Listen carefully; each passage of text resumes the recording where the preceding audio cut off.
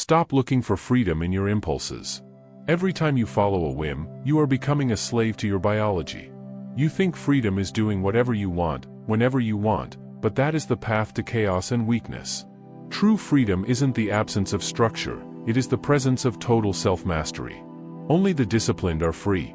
The rest are hostages to their moods, their appetites, and their surroundings. Today, we break the chains. We are building a life of restraint, because discipline is the final form of freedom. Let's begin. Chapter 1: The Prison of Spontaneity. Look at your life and be honest for once. You think you're free because you go with the flow. You think you're an explorer because you don't like schedules. You tell yourself that routines are for the boring, the robotic, and the uninspired. You claim that spontaneity is the mark of a lived life. You are wrong. You are not an explorer. You are a leaf in the wind. If you do not have a plan, you are not free. You are a victim of your environment. You are a hostage to your dopamine receptors. Every time an app pings, you look. Every time a craving hits, you eat. Every time a distraction crosses your path, you follow it. That isn't freedom. That is a total lack of self-governance. You aren't choosing your life, your impulses are choosing it for you. Structure is your shield, chaos is your cage. True freedom is not the ability to do whatever you want. True freedom is the ability to do what is right for your future, regardless of how you feel in the present. Without structure, you are trapped in a cycle of reaction. You react to the weather. You react to your boss. You react to your fatigue. You are living in a prison of maybe and later. You have a choice. You can be the architect of your day, or you can be the debris in someone else's storm. That's the key. Architecture requires blueprints. It requires boundaries. It requires the discipline to say, this happens at this time, and nothing else. Structure is your shield, chaos is your cage. Consider the difference between two people earning the same wage. Look at the retail worker who lives for the spontaneous thrill. Every paycheck is a series of impulsive wants. A new pair of shoes. An expensive dinner out because they didn't feel like cooking. A weekend trip they can't afford but deserved. They think they are living the high life. They think they are free spirits. 10 years later, they are still behind that same counter. They are older, more tired, and completely dependent on a job they hate. They are trapped. They are in a cage built of their own, spontaneous choices. Now look at the person with a structure. They follow a budget that looks like a straitjacket to the outsider. They automate their savings. They invest with boring, repetitive consistency. They say no to the shoes. They say no to the dinner. They aren't missing out. They are buying back their time. They are building a fortress of wealth that will eventually allow them to walk away from any job, any boss, and any stress. Their structure provided the ultimate freedom. The other person's spontaneity provided the ultimate prison. It's not about how much you make, it's about how much you control. You don't need their permission to be boring with your money or your time. Structure is your shield, chaos is your cage. When you wake up without a plan, you are starting the day at a disadvantage. Your brain has to use its limited energy to decide what to do next. Should I check my email? Should I go to the gym? Should I eat breakfast? By 10 a.m., you are already suffering from decision fatigue. You are depleted.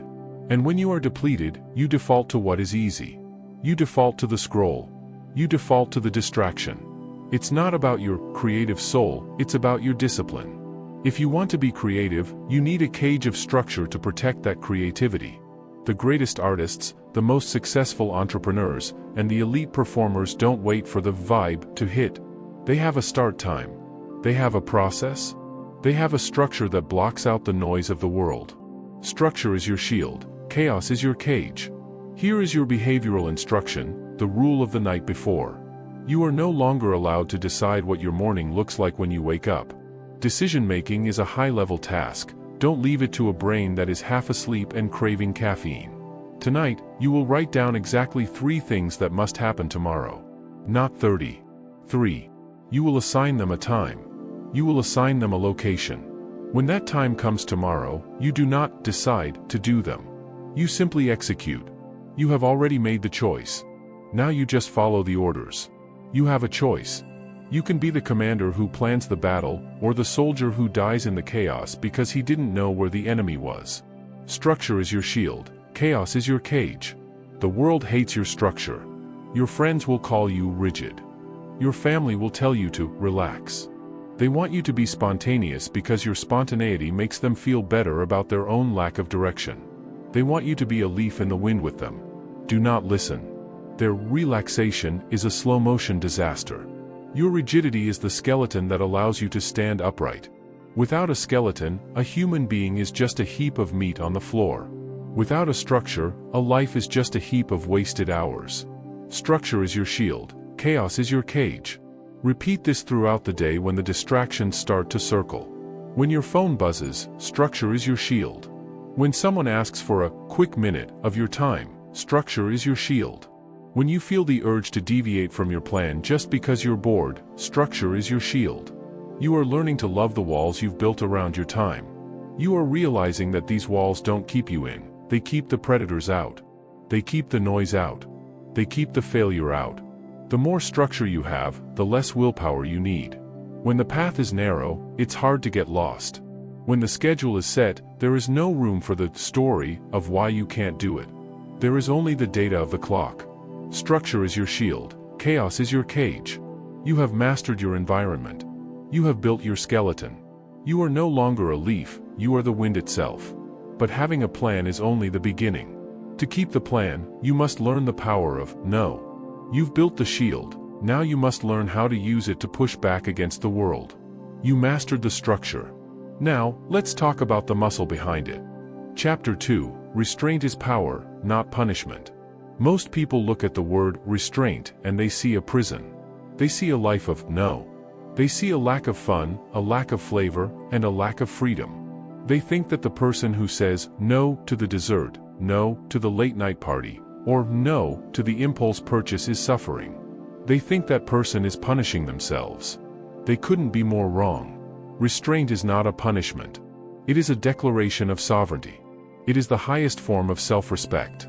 When you exercise restraint, you are proving to yourself, and to the universe, that you are not a biological accident.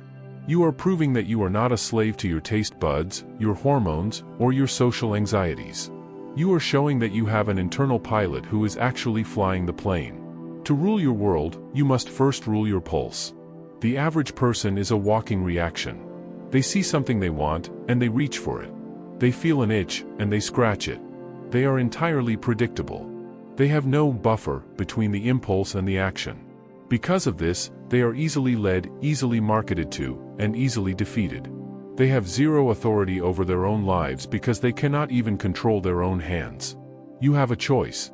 You can be the animal that follows its nose into a trap, or you can be the master who stays the course. That's the key. Power is not just what you can do, it is what you can refrain from doing. The person who can sit in a room full of temptation and remain completely unmoved is the most powerful person in that room.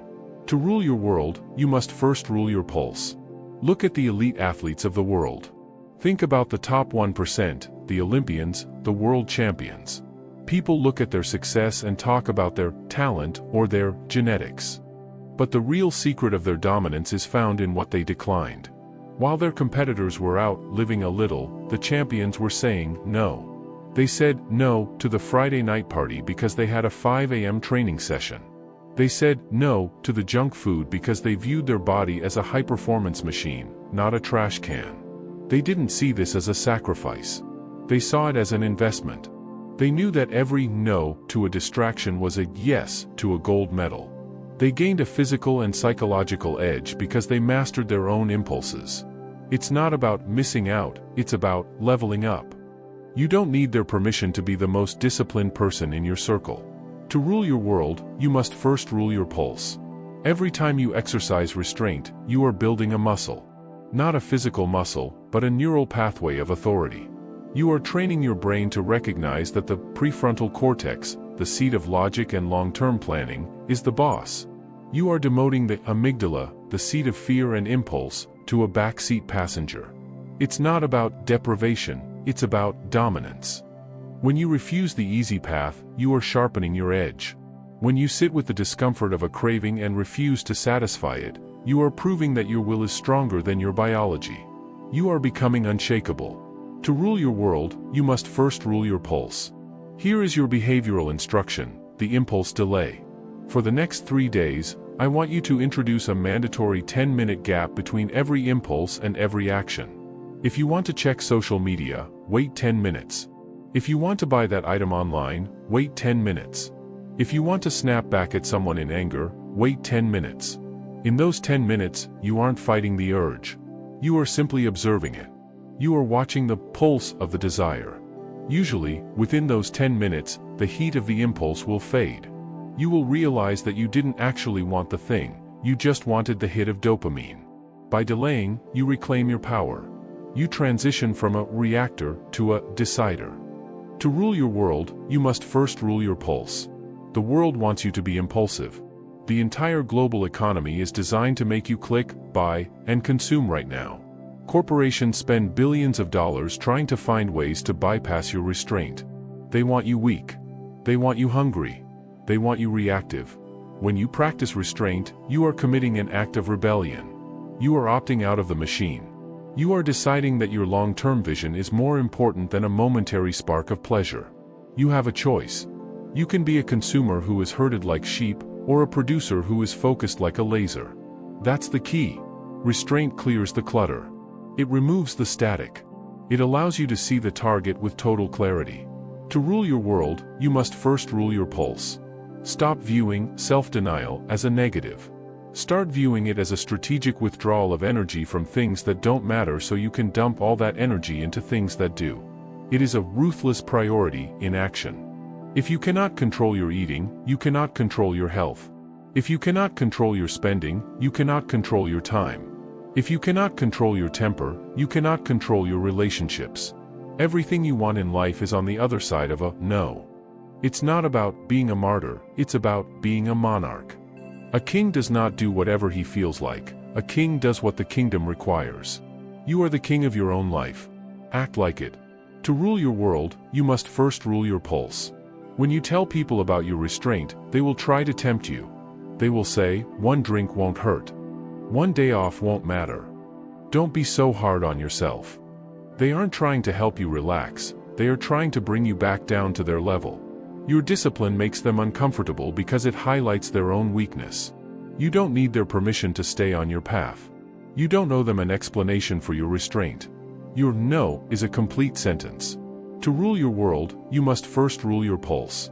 Mastery is not found in the loud yes. Mastery is found in the quiet, firm no. It is found in the moment you choose the cold water over the hot shower. It is found in the moment you choose the difficult book over the mindless video. It is found in the moment you choose the work over the rest. This is the foundation of unstoppable confidence. Real confidence doesn't come from affirmations, it comes from a track record of keeping promises to yourself. When you know, for a fact, that you can tell your body no, and it will obey, you will walk with a different posture. You will look at the world differently because you know that you are in control of the only thing that truly matters, yourself. To rule your world, you must first rule your pulse. You have learned that restraint is your greatest weapon. You have learned that every no builds your empire. You are no longer a slave to the moment, you are a steward of the future. But do not think the road will be paved with comfort just because you are in control. In fact, the path you've chosen is designed to be difficult. You mastered your impulses. Now, let's talk about why you should stop looking for the easy button. Chapter 3, The Myth of the Easy Life. Look at the world around you. Everything is designed to make you comfortable. You have food delivered to your door with a tap. You have entertainment that numbs your brain for pennies. You have climate-controlled rooms that ensure you never have to feel a degree of temperature you didn't choose. We are living in the age of the easy life. And yet, look at the people around you. Are they happy? Are they confident? Are they strong? No. They are more anxious, more fragile, and more depressed than any generation in history. They have optimized for comfort, and in doing so, they have accidentally optimized for misery. They fell for the myth. They believed that by removing friction, they would find peace. They were wrong. Peace isn't found in the absence of friction. Peace is found in the mastery of it. Choose the hard path to find the easy life. You have a choice.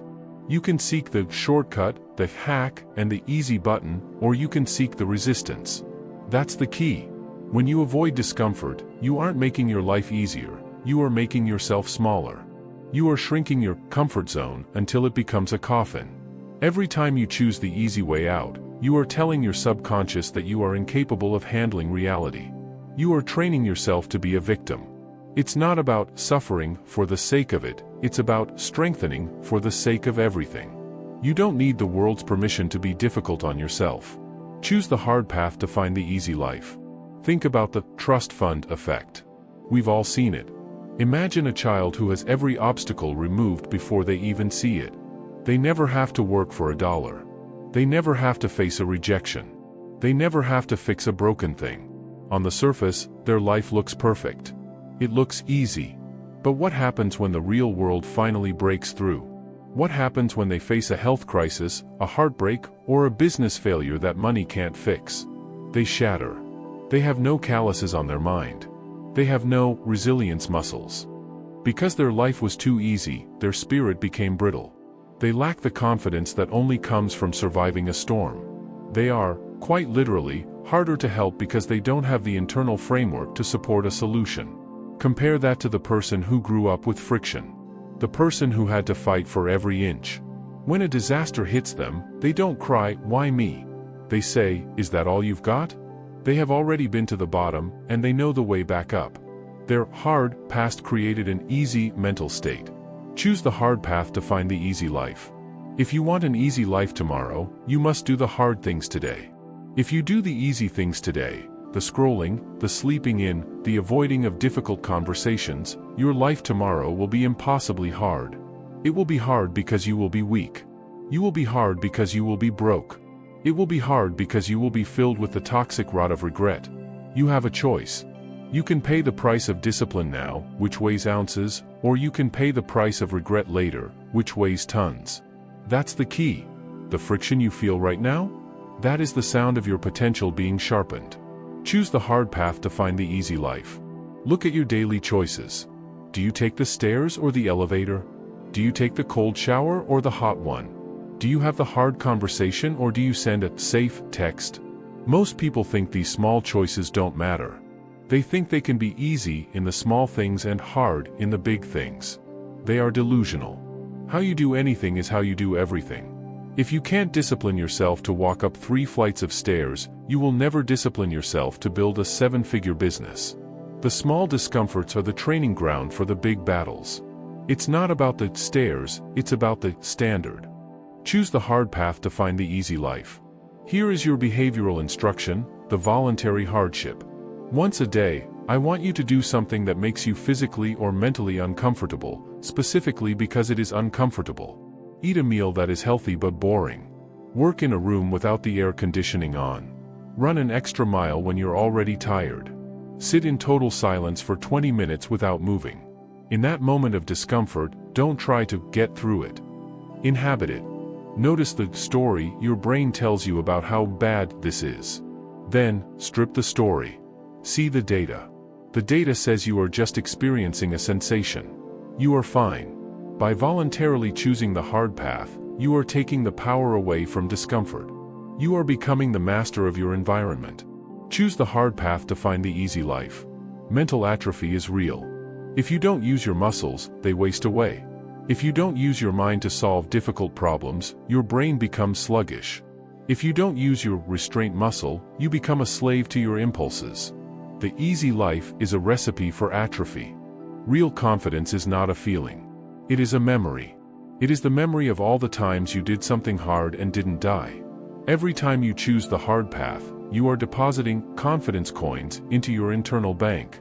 When the world gets heavy, you have the balance to pay the price. The people living the easy life have an empty account. They are bankrupt when the bill comes due. Choose the hard path to find the easy life. Stop looking for the path of least resistance. The path of least resistance is what makes rivers crooked, and what makes men weak. You want the path of most resistance. You want the uphill climb. You want the wind in your face. Why? Because that is where the growth is. That is where the warm results are forged. You cannot get a diamond without immense pressure. You cannot get a warm result without a cold process. You have a choice. You can be a piece of coal that crumbles under the first sign of heat, or you can be the diamond that was made by it. You don't need anyone's permission to be the hardest worker in the room. You don't need their permission to ignore the shortcuts. Choose the hard path to find the easy life. When you finally embrace the hard path, something strange happens. The things that used to be hard become your new normal. Your baseline shifts. You start to look at the people complaining about minor things and you don't even recognize their language. You have moved into a higher gear. You have found a level of peace that the comfort seekers will never know, because your peace is based on your own competence, not your surroundings. You have mastered the myth. You have rejected the easy life and found the strong life. But strength is not a one-time event. You cannot choose the hard path once and expect to be a master forever.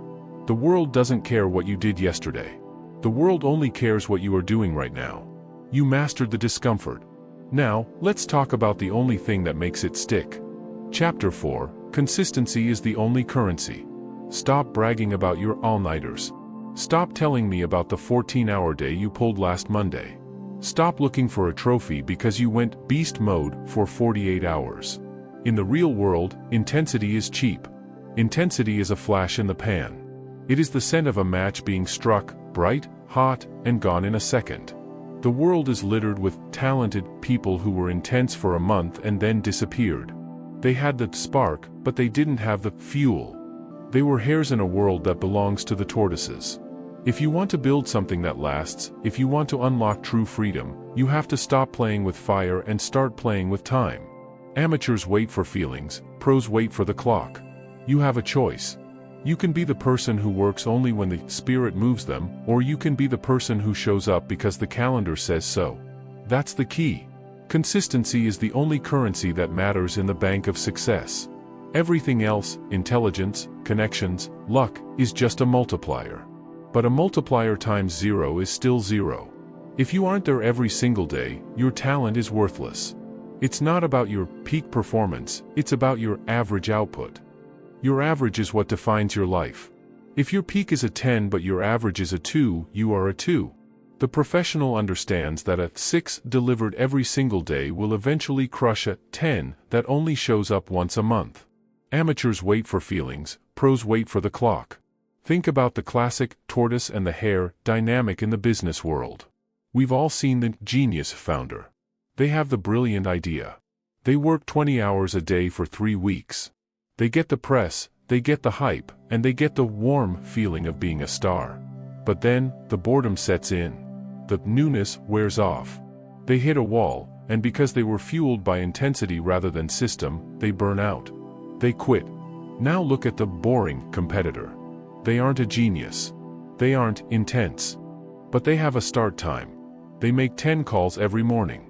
They review the books every Friday. They show up when they are sick. They show up when they are bored. They show up when the market says they should fail. 5 years later, the genius is looking for a job, and the boring operator owns the industry. It's not about your brilliance, it's about your boringness. You don't need their permission to be the most consistent person in the room. Amateurs wait for feelings, pros wait for the clock. Most of you are addicted to the hit of starting something new. You love the first week of a diet. You love the first day of a new project. You love the heat of a new goal. But you are a coward when it comes to the middle. You are a coward when the excitement dies and the work remains. You think you need motivation to keep going. You don't. You need a clock. You need to realize that your feelings about the work are irrelevant to the completion of the work. The clock doesn't care if you're tired. The clock doesn't care if you're uninspired. The clock only moves forward. If you move with it, you win. If you wait for a vibe, you lose. Amateurs wait for feelings, pros wait for the clock. Here is your behavioral instruction, the minimum effective dose. For your most important goal, I want you to define the absolute minimum amount of work that is acceptable on your worst day. Maybe it's writing 200 words. Maybe it's doing 20 push-ups. Maybe it's making 2 sales calls. On the days you feel like a lion, you can do more. But on the days you feel like a corpse, you must do the minimum. You are not allowed to miss. Not because 200 words will change the world, but because not missing changes your brain. It reinforces the identity of a professional. It builds the consistency muscle.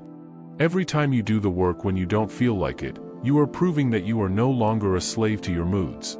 Amateurs wait for feelings, pros wait for the clock. Consistency is what creates the compound effect. Success is a snowball. In the beginning, you are pushing a tiny ball of ice through the snow. It's heavy, it's slow, and it doesn't look like much is happening. The amateur gets frustrated and stops. They think, I've been working for 3 weeks and I'm not a millionaire yet. But the pro keeps pushing. They know that every rotation adds another layer. They know that eventually, the ball reaches a critical mass where gravity takes over. Suddenly, the progress becomes exponential. The world calls it overnight success, but the pro knows it was the result of 1,000 boring rotations in the dark. You have a choice. You can be the person who keeps starting new snowballs, or the person who finishes one. That's the key. Amateurs wait for feelings, pros wait for the clock. Stop trusting your brain when it tells you to take a break because you've worked hard today. Your brain is a survival machine. Its job is to keep you safe and comfortable. It will lie to you. It will tell you that you've earned a distraction. Discipline is the ability to ignore the liar in your head and look at the truth on your calendar. It's not about passion, it's about programming.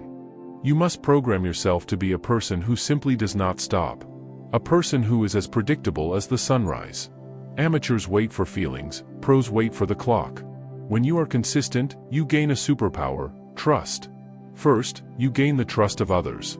People know they can rely on you because you always deliver. You become the safe bet.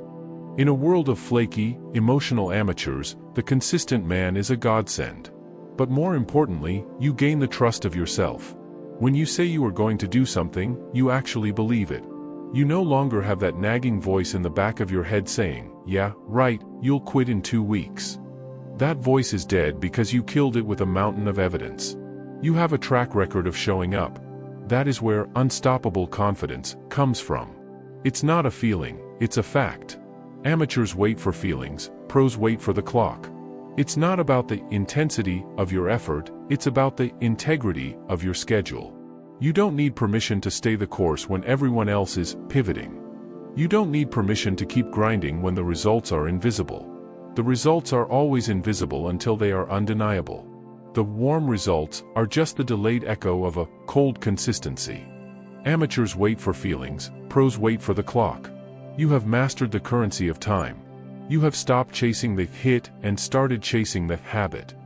You are no longer waiting for the stars to align. You are moving the earth yourself, one day at a time. But even with a perfect schedule, there is a danger. There is a fog that can set in when you have too many choices to make. You've mastered the when. Now, you must master the what. You mastered the clock. Now, let's talk about how to stop bleeding your mental energy through the trap of options. Chapter 5, Kill your need for options. Choices are killing you. You think having options is a luxury. You think having a wide-open horizon is a sign of freedom. You tell yourself that you want to keep your doors open and stay flexible. You believe that the more choices you have, the more powerful you are. You are dead wrong. Options are a leak. Options are a distraction.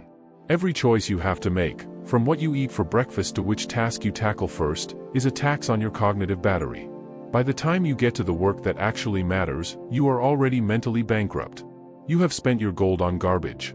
The cold mind understands that the more you decide in advance, the more you can dominate in the moment. Real freedom isn't found in having 1,000 paths, it is found in closing 999 of them so you can run down the only one that leads to the win. Constraint creates clarity.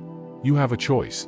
You can be the person who navigates a maze of trivial decisions every morning, or you can be the person who moves on rails.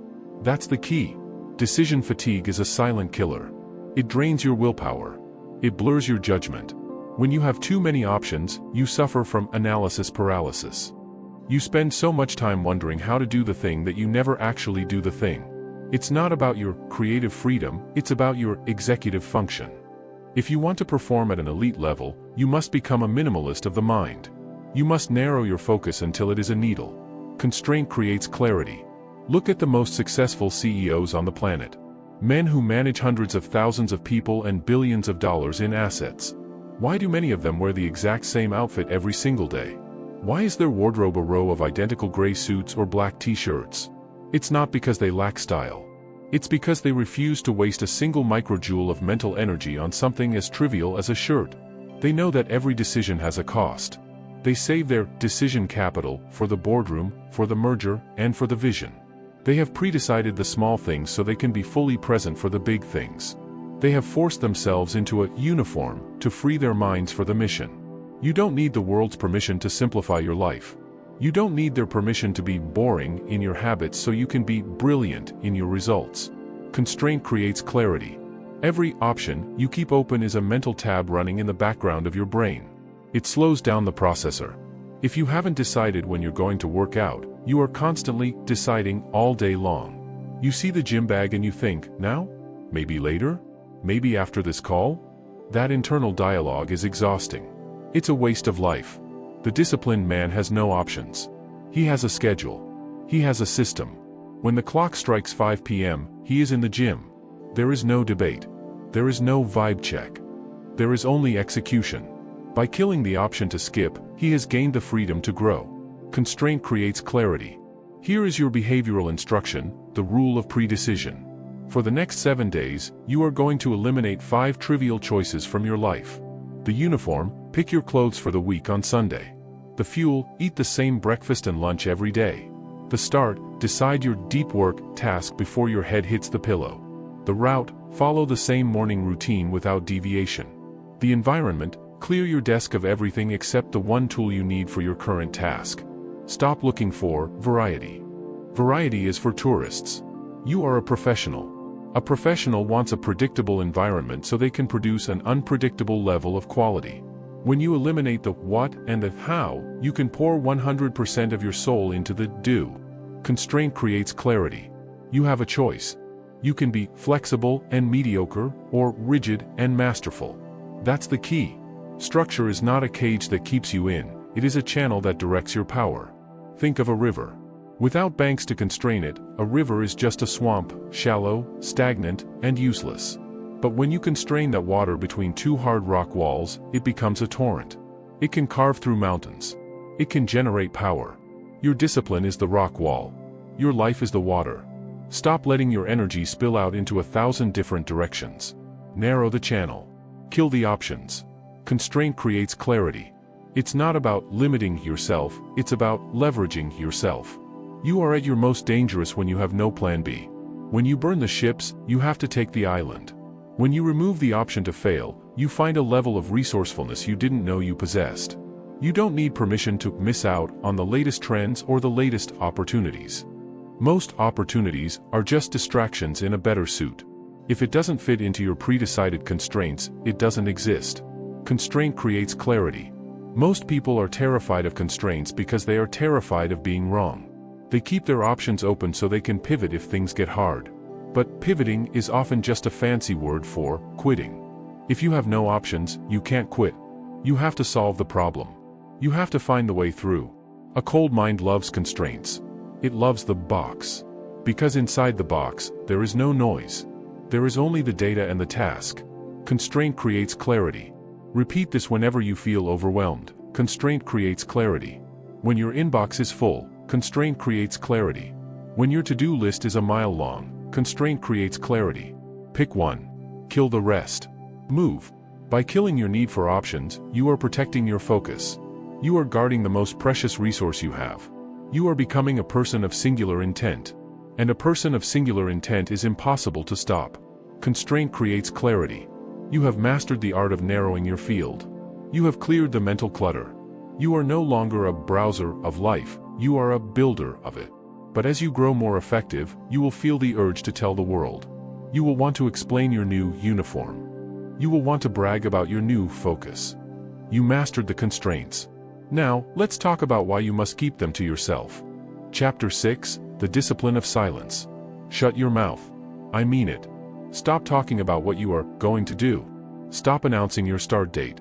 Stop posting pictures of your new gym shoes or the cover of the book you just bought. Stop looking for a high five for a finish line you haven't even crossed yet. Every time you open your mouth to broadcast your intentions, you are committing an act of self-sabotage.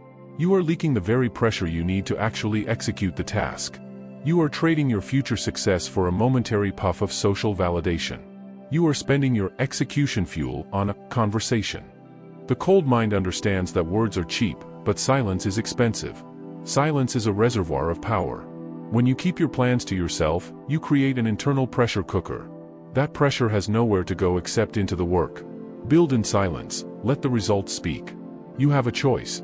You can be the person who is famous for their potential, or the person who is respected for their production. That's the key. Most of you are addicted to the social hit of being seen as a striver. You want the credit for being a hustler without actually doing the hauling. You want the warm feeling of being complimented on your vision, even though vision without execution is just a hallucination. It's not about your extroverted personality, it's about your internal discipline. If you need to tell someone your goal to feel motivated to do it, you've already lost. You are outsourcing your willpower to an audience. And audiences are fickle. Build in silence, let the results speak. Think about the silent competitor. We've all seen them. They aren't on social media posting motivational quotes at 5 a.m. They aren't in the comments section arguing about strategy. They aren't at the networking event connecting and handshaking their way through a room. They are in a room alone. They are working. While everyone else is busy branding themselves as experts, the silent competitor is actually becoming an expert. They are solving the problems their rivals don't even know exist yet. Then, one day, they launch. They dominate the market. They take the prize. The world is shocked. People ask, where did they come from? They came from the dark. They came from the silence. They didn't need your permission to win, and they certainly didn't need your like to keep going. They built a foundation while you were building a profile. Build in silence, let the results speak. When you talk about a goal, your brain releases a hit of dopamine. It's a biological trick. Your brain doesn't know the difference between saying it and doing it. By announcing your diet, you feel a sense of accomplishment. That sense of accomplishment is a lie. It's a false victory.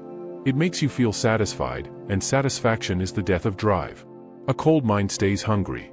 It stays dissatisfied. It refuses the cheap meal of social praise. It understands that the only validation that matters is the data of the result. Build in silence, let the results speak. Here is your behavioral instruction, the ghost audit. For the next 30 days, I want you to go completely dark on your progress. If you lose weight, don't post the before and after. If you start a business, don't update your LinkedIn title. If you learn a new skill, don't tell your friends. Keep it for yourself. Let it be your secret. When someone asks you, what have you been up to lately, give them a vague, boring answer. Tell them, oh, just working. Watch their reaction. They will lose interest. Good. You don't need their interest, you need their absence. You need to protect your execution pressure. You have a choice. You can have the attention, or you can have the achievement. That's the key. Achievement is a solitary sport. Build in silence, let the results speak. There is a psychological weight to being watched. When people know what you're trying to do, they start projecting their own fears, doubts, and expectations onto you. They ask, how's that project going, even when you're having a bad day? That check-in feels like an interrogation. It creates heat. It creates anxiety. By staying silent, you remove the watchers. You are free to fail in private. You are free to pivot without explaining yourself. You are free to move at your own pace without the social tax of other people's opinions. It's not about being secretive, it's about being self-contained. You don't need permission to work in the shadows. Build in silence, let the results speak. Real-world success is often a very quiet event. It's a signature on a contract. It's a wire transfer hitting a bank account. It's a personal best in an empty gym. These moments don't have a soundtrack. They don't have a crowd. They are cold, hard, and internal. If you are waiting for a parade before you cross the finish line, you will never get there. You must learn to find your satisfaction in the work itself. You must learn to love the secret win. Build in silence, let the results speak. Every time you feel the urge to share your progress, to vlog the journey or tell your family how focused you are, stop. Recognize that urge for what it is, a moment of weakness. It is your ego begging for a good job. Deny the ego. Swallow the words. Use that energy to do one more rep, one more page, or one more call. The best way to prove them wrong is to be so successful that they can't ignore you, not to tell them you're planning to be successful.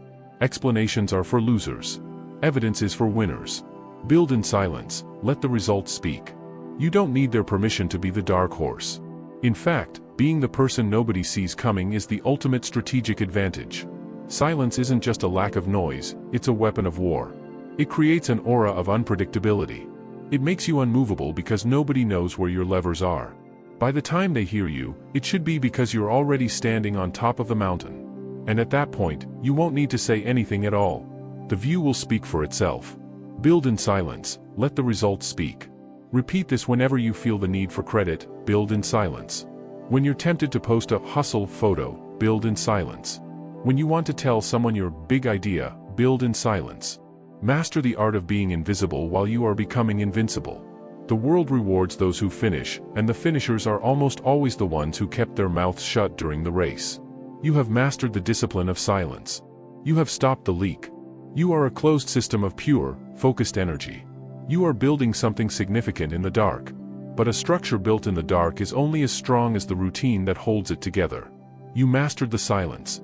Now, let's talk about the ritual. Chapter 7, Your routine is your religion. Stop telling me what you value.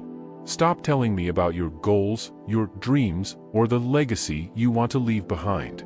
I don't care about your mission statement. I don't care about the vision board you pin to your wall. If you want to know what you actually value, look at your calendar. Look at your bank statement. Look at what you did between 6 a.m. and 9 a.m. this morning. Your routine is your true religion. It is the only thing you actually believe in. Everything else is just a story you tell yourself to feel better about your lack of progress. If you claim to value health but your routine involves hitting the snooze button and eating processed garbage, then you value comfort. If you claim to value wealth but your routine involves 4 hours of mindless scrolling, then you value distraction. The cold mind knows that the altar of success is built out of daily habits. You do not rise to the level of your goals, you fall to the level of your systems. Honor the habit, trust the harvest. You have a choice. You can be a person who negotiates with themselves every morning, or you can be a person who follows a liturgy of excellence. That's the key. A routine is not a to-do list. It is a sacred contract. It is the physical manifestation of your discipline. When you violate your routine, you aren't just missing a task, you are committing a sin against your future self. You are breaking the only bond that matters. It's not about your creative spirit or your need for variety, it's about your discipline. You don't need a vibe to get to work. You need a ritual. Honor the habit, trust the harvest. Think about the master craftsman, the violin maker, the Japanese swordsmith, the world-class sculptor. These people do not wait for a spark of inspiration. They do not check their internal weather to see if they feel like working. They have a monk-like devotion to the ritual. The master craftsman enters the workshop at the exact same minute every single day. They clean their tools in the exact same order. They sharpen the blade with the exact same stroke. This isn't because they are obsessed with the tools, it's because they understand that the ritual prepares the mind. The routine is the trigger that tells the brain, the time for talk is over. The time for mastery has arrived. They don't need the world's permission to be obsessive. They don't need a boss to clock them in. Their routine is their boss. Honor the habit, trust the harvest. Most of you treat your habits like a buffet. You pick and choose what you want to do based on how you feel that day. If you're tired, you skip the gym. If you're stressed, you skip the deep work. You are a fair-weather believer in your own success. A cold mind treats the routine like a law of nature. You don't ask the sun if it feels like rising. You don't ask the gravity if it feels like holding you down. It just does. Your routine should be just as inevitable. When your habits become automatic, they stop requiring willpower. And when they stop requiring willpower, you become unstoppable. You are no longer burning fuel to start the engine. The engine is simply running. Honor the habit, trust the harvest. Here is your behavioral instruction, the altar of the first hour.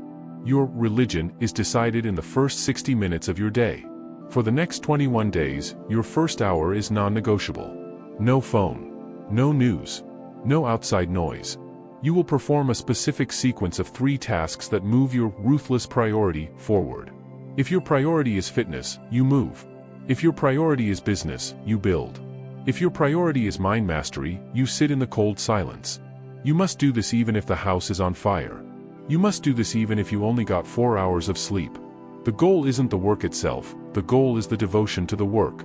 You are proving to your subconscious that your routine is more important than your comfort. You are showing your brain who is in command. Honor the habit, trust the harvest. You have a choice. You can be the person who reacts to the world's pings or the person who dictates the world's pace. That's the key. When you have a religious devotion to your routine, you stop being a seeker and start being a finder. You aren't looking for success, you are attracting it through the sheer gravity of your consistency. It's not about finding your passion, it's about forging your practice. Passion is a feeling that fades. A practice is a structure that remains. You don't need permission to be boring with your schedule. The most boring people in the world often have the most exciting bank accounts and the most extraordinary legacies. Honor the habit, trust the harvest. People will mock your routine. They will call you a robot. They will tell you to live a little. What they really mean is, be weak with me. They want you to join their religion of mediocrity. They want you to worship at the altar of tomorrow and maybe. Do not move. Stay in your ritual. Let them have their spontaneity and their fun. You are after something much deeper. You are after the warm result that only comes from 1,000 cold mornings. You know that the harvest is guaranteed if the planting is consistent.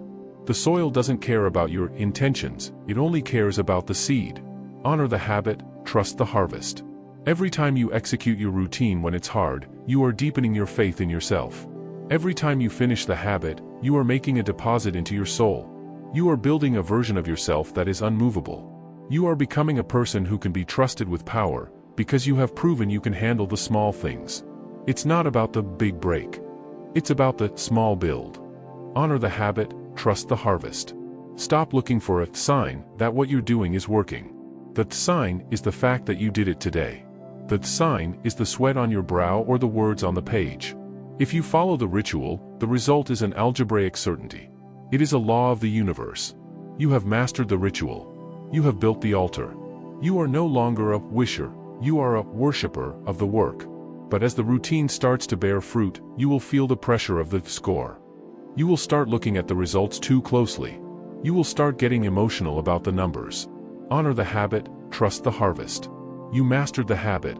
Now, let's talk about why you must stop caring about the prize while you're in the race. Chapter 8, Detach from the outcome. Look at you. You're stressed. You're anxious. You're checking the stats every 5 minutes. You're looking at your bank account, your follower count, or the scale, and you're letting those numbers dictate your mood for the day. If the numbers are up, you're a king. If the numbers are down, you're a failure. You are playing a losing game. You are emotionally attached to something you do not control.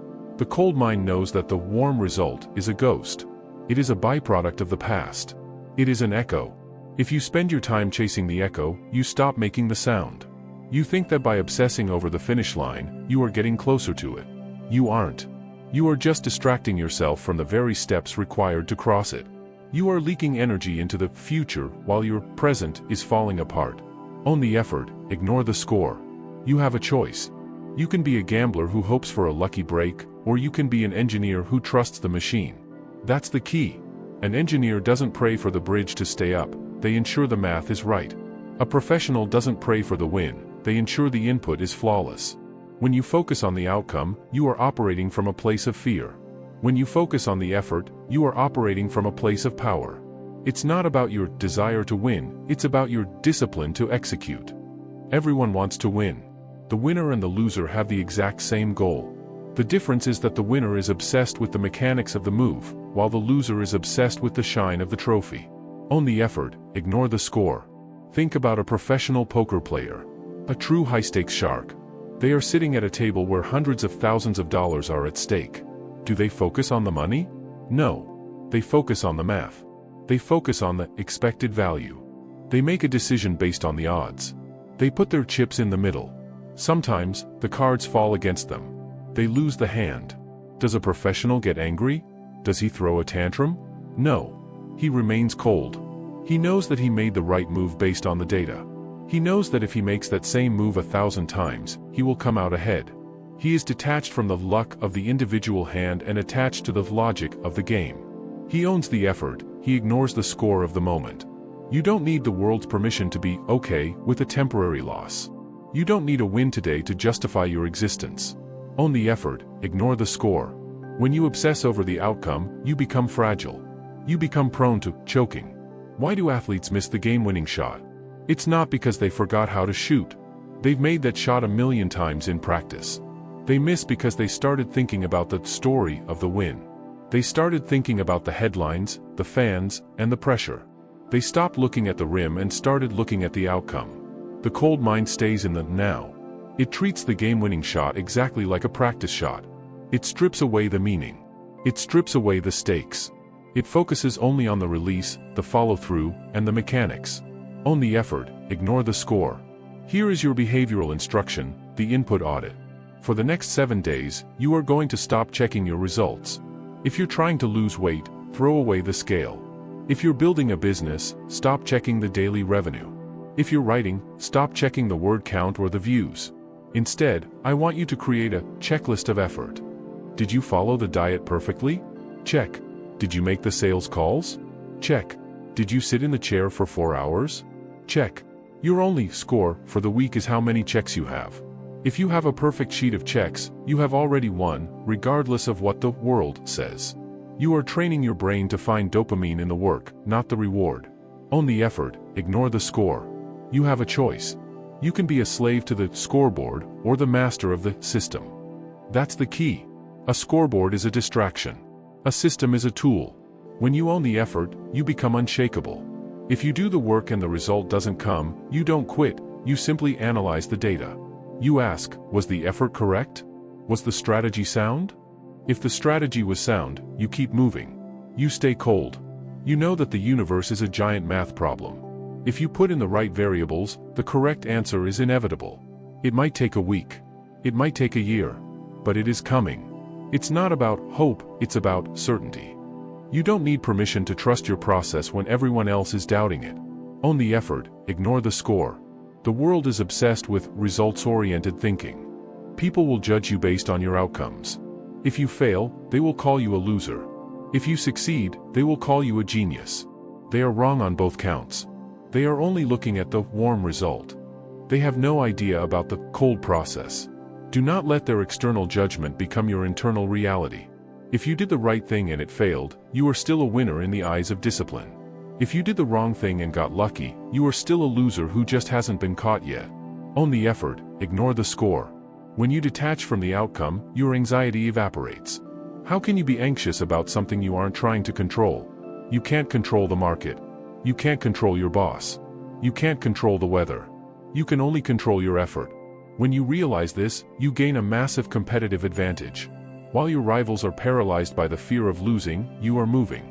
While they are celebrating a small win and getting complacent, you are moving. You are a machine that only cares about the next rep. Own the effort, ignore the score.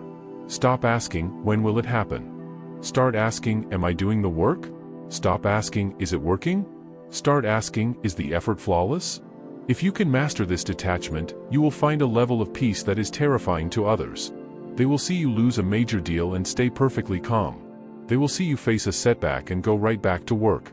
They will think you are a robot. Good. Robots don't get discouraged. Robots don't choke. Robots just execute. Own the effort, ignore the score. The warm result is a distraction. It is the carrot that keeps the donkey moving. But you are not a donkey. You are the driver. The driver doesn't need a carrot. The driver knows the destination and he knows the mechanics of the vehicle. Trust the mechanics. Trust the cold. Trust the silence of the work. Own the effort, ignore the score. You have mastered the art of detachment. You have stopped looking at the scoreboard and started looking at your own hands. You are focused on the input, and because of that, your output is becoming legendary. But even the best machine occasionally hits a snag. Even the best system has a glitch. You mastered the effort. Now, let's talk about what happens when you fail, and how to ensure that failure is only a temporary data point. Chapter 9, The Self-Correction System. Listen to me very carefully. Perfection is a trap. It is a fairy tale told by people who have never set foot in the arena. You think that being disciplined means having a perfect record. You think it means never missing a workout, never eating a piece of junk food, and never wasting a single minute of your day. You believe that one mistake ruins everything. This is why you quit. You trip once, and instead of getting back up, you stay on the ground and complain about the dirt. You let a single miss turn into a mess. You let one bad meal turn into a bad weekend. You let one skipped morning turn into a month of lethargy. You think you've broken the streak, so you stop playing the game entirely. The cold mind does not care about streaks. The cold mind cares about systems. Real discipline is not about being perfect, it is about being unshakable in your recovery. It is about how fast you can reboot your mind when the world, or your own biology, knocks you off course. Never miss twice. You have a choice. You can be a perfectionist who shatters like glass the moment things go wrong, or you can be a professional who self-corrects like a machine. That's the key. Excellence is not the absence of error, it is the speed of adjustment. When you stop obsessing over being right and start focusing on being aligned, you become unstoppable. It's not about your failure, it's about your discipline to return. You don't need the world's permission to start over right now. You don't need a new year, a Monday, or a clean slate. Your clean slate is the very next second. Never miss twice. Think about the navigation system in a commercial airliner. When a plane flies from New York to London, do you think it stays in a perfectly straight line for 6 hours? Absolutely not. Wind currents push it. Turbulence shifts it. Gravity pulls at it. In fact, a plane is technically off course about 90% of the time. But does the pilot panic? Does the computer give up and fly into the ocean because the path wasn't perfect? No. The system is designed to self-correct. It constantly monitors the data. It sees the deviation, and it makes a small, cold, calculated adjustment. It steers back toward the target. It misses its line 1,000 times, but it never misses the destination. It is a relentless machine of correction. That is how you must view your life. You are the pilot. Your routine is the destination. Your errors are just wind. It's not about the drift, it's about the discipline of the course correction. Never miss twice. The amateur believes that one more day off won't hurt. They miss Monday, and then they tell themselves, well, the week is already ruined. I'll start fresh next week. They have just committed the ultimate sin of the weak mind. They missed twice. Missing once is an accident. Missing twice is a new habit. Missing once is a glitch in the system. Missing twice is a choice to change the system. A cold mind operates on a binary code. Success or correction. There is no shame. There is no guilt. Guilt is emotional heat, and heat slows down the correction. If you eat the cake, don't spend an hour hating yourself. That is just more wasted energy. Simply put the fork down and make the very next thing you put in your mouth exactly what the plan requires. No drama. Just data. Never miss twice. Here is your behavioral instruction, the instant reboot protocol. For the next 30 days, I want you to shorten the gap between a mistake and a correction. If you sleep past your alarm, don't write off the morning. Do 10 push-ups immediately and get to your desk. If you get distracted by social media for an hour, don't keep scrolling because you already blew it. Close the app mid-scroll and return to the task. If you lose your temper, don't spend the day in a bad mood. Breathe, apologize if necessary, and return to silence. Your goal is to make the reboot happen in under 60 seconds. You are training your nervous system to be a self-correcting organism. You are building the recovery muscle. The faster you reboot, the less damage the error can do. You have a choice. You can let the error define you, or you can let the correction define you. Never miss twice. Most people are harder on themselves than they are on their enemies. They use their mistakes as an excuse to stop trying. I'm just not a disciplined person, they say. They treat a single slip-up as a character judgment. This is ego. This is you making the failure about you instead of the function. A cold mind removes the I from the error. It doesn't say, I failed. It says, the function was not executed. Then it executes the function. It's not about your feelings of worthiness, it's about your discipline of action. Never miss twice. That's the key. You must have a short-term memory for your failures and a long-term memory for your mission.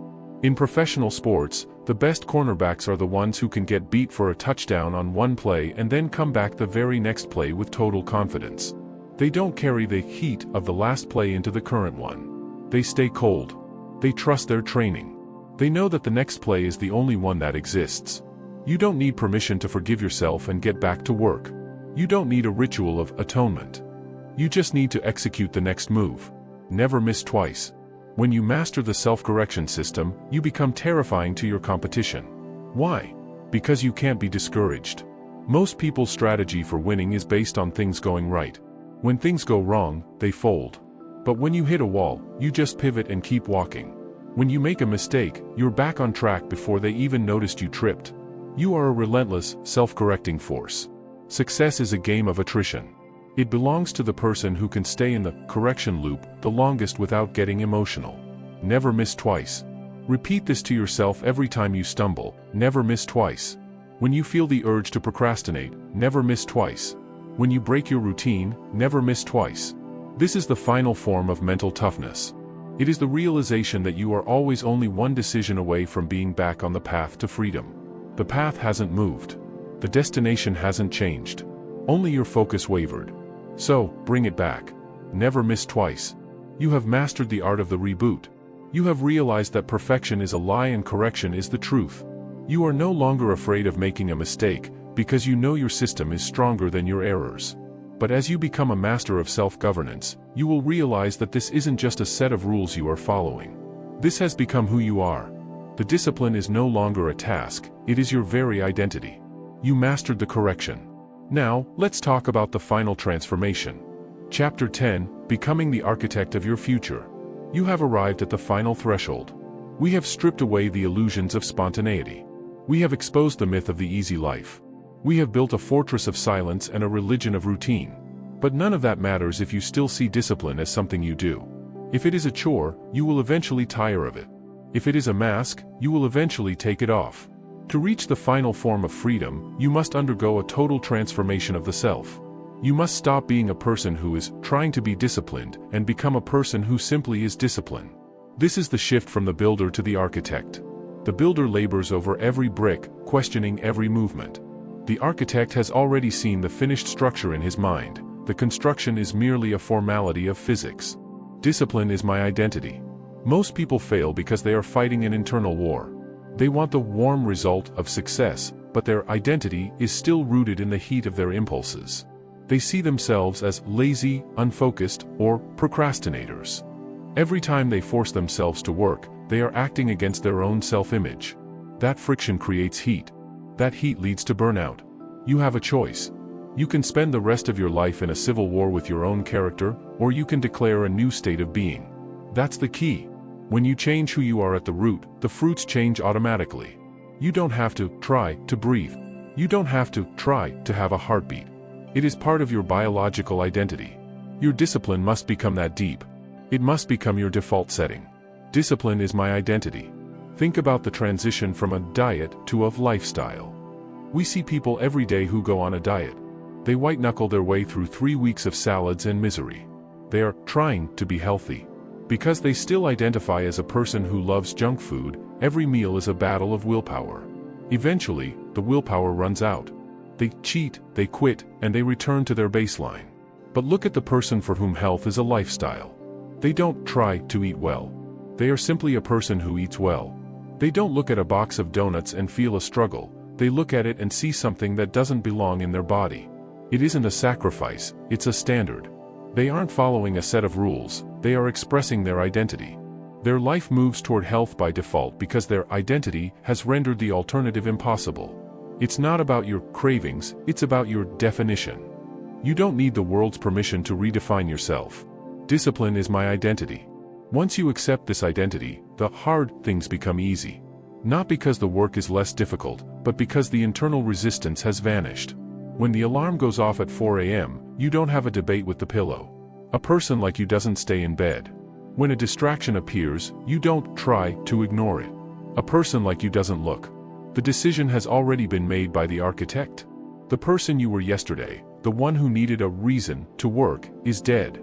You have a choice. You can be a victim of your past or the architect of your future. That's the key. An architect doesn't just hope a building stands, they design it so it cannot fall. You are now designing a life where success is the only logical outcome of your daily existence. Discipline is my identity. Here is your behavioral instruction, the identity declaration. From this moment on, you are prohibited from saying, "I'm trying," or "I'm working on it." These are the words of a person who is still outside the gate. If someone asks why you aren't drinking, don't say, "I'm trying to be healthier." Say, "I don't drink." If someone asks why you're working on a Saturday, don't say, "I'm trying to get ahead." Say, "This is what I do." If you feel an old impulse, don't say, "I shouldn't do that." Say, "That isn't me." Every time you speak this way, you are hammering a nail into the coffin of your old self. You are reinforcing the new neural pathways. You are telling your subconscious mind that the cold mind is no longer a tool, it is the owner. Discipline is my identity. It's not about your mood, it's about your metabolism. Your success must become a metabolic process. It must be how you process time, how you process energy, and how you process pressure. People will tell you that you've changed. They will say you're not the person they used to know. Thank them. That is the highest compliment you can receive. It means the old version of you, the one they could predict, the one they could influence, the one who was as weak as they are, is gone. You have outgrown the cage. You have become unmovable. Discipline is my identity. Freedom is the final form of this journey. You thought freedom was the ability to do anything. Now you know that freedom is the power to be exactly who you chose to be, regardless of what the world wants from you. You are free from the opinions of others. You are free from the tyranny of your moods. You are free from the gravity of your past. You are the architect. You have the blueprints. You have the stone. You have the silence. You don't need permission to build a monument to your own potential. Discipline is my identity. Stop waiting for a moment of arrival. You have already arrived. You arrived the second you decided that your standards are non-negotiable. The warm results you see in the future are just the physical manifestations of the cold discipline you are living right now. The trophy is just metal. The bank account is just numbers. The true prize is the person you have become to get them. You have a choice. You can keep looking for motivation in audios and books, or you can look in the mirror and see the source. That's the key. The source is you. The source is the mountain. Discipline is my identity. Repeat it. Live it. Be it. You have mastered the final form. You have unlocked the cage. You are the architect of your future, and the future looks exactly the way you designed it. Discipline is my identity. The closing, the 1-minute wrap-up. The time for teaching has reached its end. You have the blueprint for the fortress. You have the keys to the cell. From the myth of motivation to the identity of the architect, we have dismantled every excuse you ever held dear. Understand this: knowledge is not power. Execution is power. If you turn off this audio and return to your old habits, you have not just wasted your time, you have betrayed your potential. You have seen the light of freedom and chosen the darkness of the cage. But I know you. You are still here because you are ready. You are ready to stop trying and start being. You are ready to be the person who stays cold when the world gets hot. You are ready to be the person who builds in silence while others scream for attention. Everything you want is on the other side of the work you are avoiding. The warm results are waiting for the cold mind. I have one final command for you: destroy the bridge. Do not look back at the person you used to be. Do not leave a path for retreat. Commit to the routine. Honor the habit. Own the effort. You don't need a sign. You don't need luck. You are the mountain. Now, get to work.